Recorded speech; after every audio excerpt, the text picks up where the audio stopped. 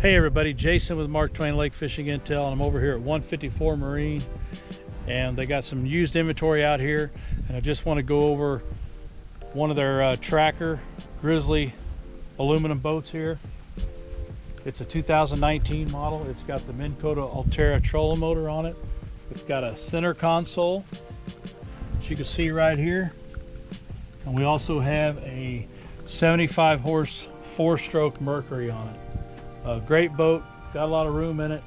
If you're in the market for a good used boat, check out this 2019 Grizzly right here, 154 Marine, Perry, Missouri, and all the other great inventory they have, new and used. Come in, check them out. 154 Marine, outside of Perry.